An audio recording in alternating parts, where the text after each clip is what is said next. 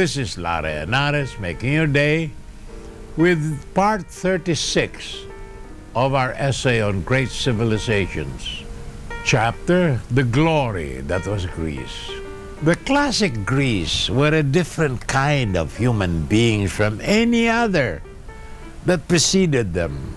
The Egyptians, the Sumerians, Assyrians, Babylonians, different in the art, in their literature, moral outlook, political organization, in their way of thinking and feeling about life. How did they get that way? Well, first, they were great travelers. And wherever they went, they came in contact with earlier, older cultures, which they approached with fresh, curious minds, untrammeled by traditions. Secondly, there was the so-called genius of the race. Since men first achieved civilization, there never has been a flowering of genius as occurred in 1 century in the Athens of 450 BC.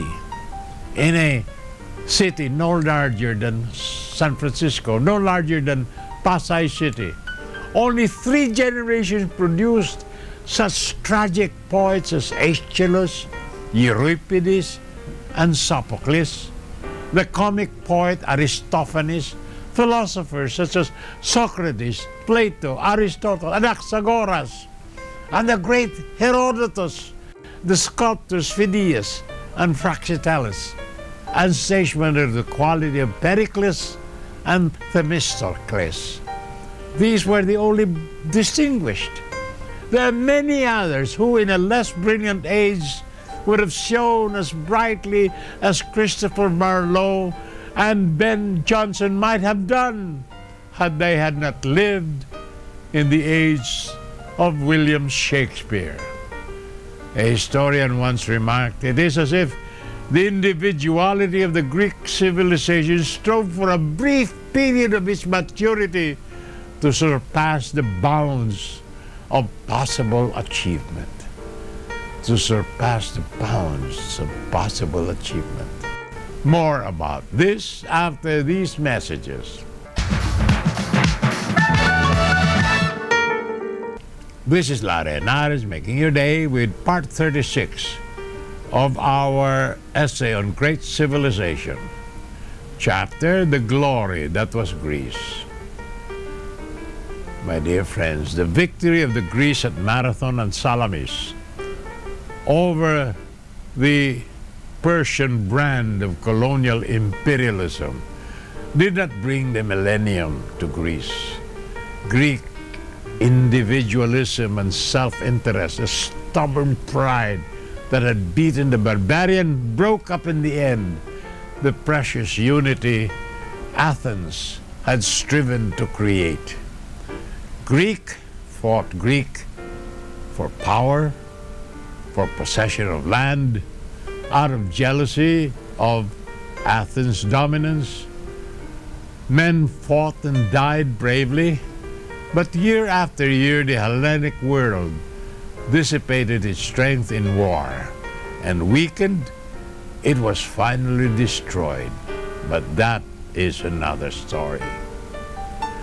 The ancient Greeks are a people whom we recognize, and who, despite many differences, think, act, and speak like us. Not only admires, but loves them and despairs for them.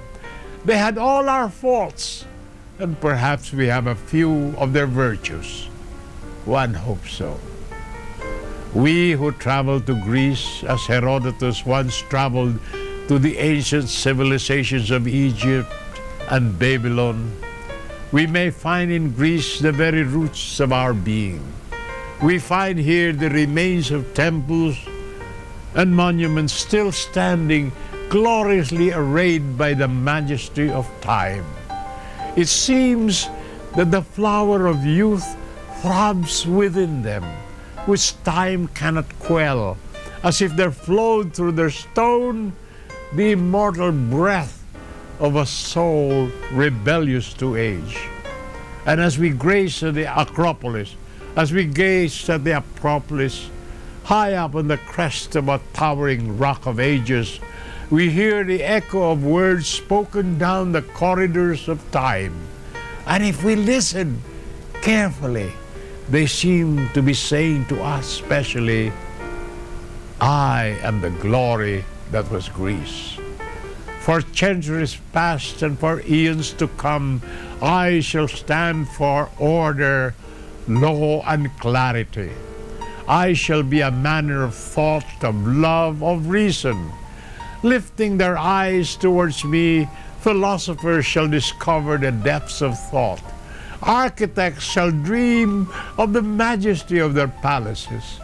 So, come to me, all you truth seekers. Come to this consecrated rock where truth, beauty, and infinite virtue have mingled to give birth to the consciousness of man.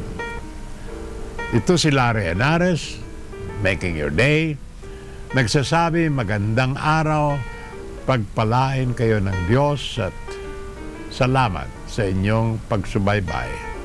Hanggang sa susunod na pagkakataon, ito si Larry Henares, nagpapaalam sa inyong lahat. Hasta la bye-bye.